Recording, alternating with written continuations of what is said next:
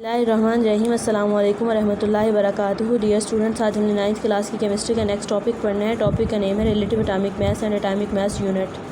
आगे बढ़ने से पहले मैं आपको ये बताना चाहूँगी कि एटम किसी भी एलिमेंट का छोटा पार्टिकल होता है। आप इसको आम आँख से नहीं देख सकते। जब आप इसको आम आँख से नहीं देख सकते तो इसके लिए आपको माइक्रोस्कोप यूज़ करना पड़ती है। अगर आप उसको आम आँख से नहीं देख सकते हो तो आपके लिए ये भी ईजी नहीं है कि आप उसका मास फाइंड कर सको।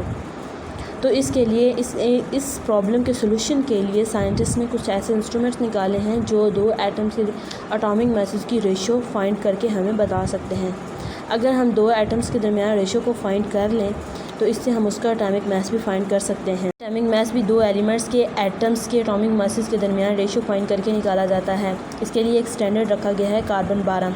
कार्बन का जो 12 एटॉमिक मास वाला आइसोटोप होगा उसको एक स्टैंडर्ड के तौर पे रखा गया है। अगर आपको किसी भी एलिमेंट का एटॉमिक मास फाइंड करना है तो आप उसको कंपेयर करोगे, आप उसकी रेशो फाइंड करोगे कार्बन 12 के साथ। इसीलिए इसे रिलेटिव एटॉमिक मास कहा जाता है। डेफिनेशन देख लेते हैं रिलेटिव एटॉमिक मास की। The relative atomic mass of an element is the average mass of the atom of that element as compare to the 1/12 of the mass of an atom of carbon 12 isotope.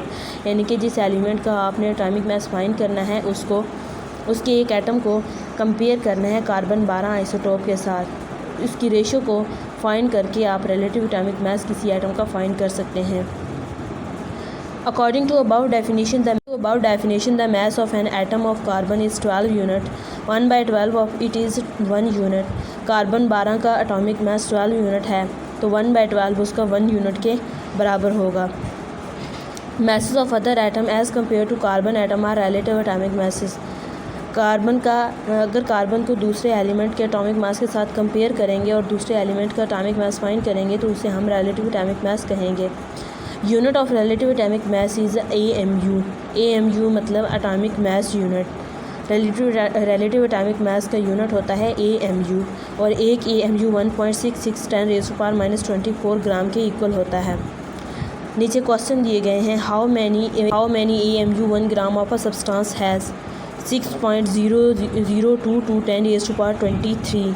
एक AMU में 1.66 10⁻⁻24 ग्राम होते हैं और 1 ग्राम में 6.022 10⁻23 AMU होते हैं। Neutron और electron का रिलेटिव एटॉमिक मास कितना होता है? प्रोटॉन का 0.0073 AMU, न्यूट्रॉन का 1.0087 AMU और इलेक्ट्रॉन का 5.486 10⁻⁻4 AMU।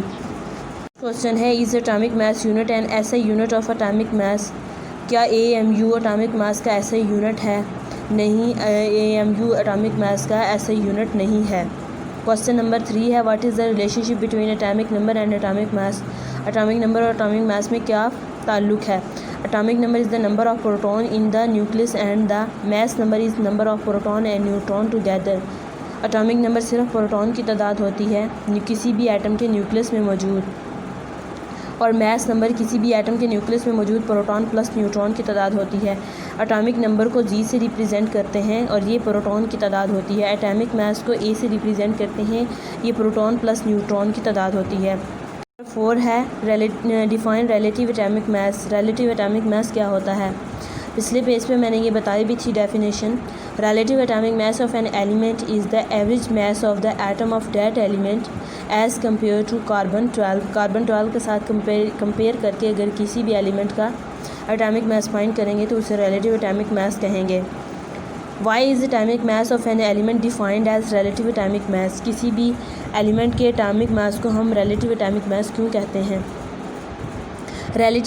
We have to compare atomic mass of other elements with atomic mass of carbon to calculate them, so they are expressed as relative atomic mass.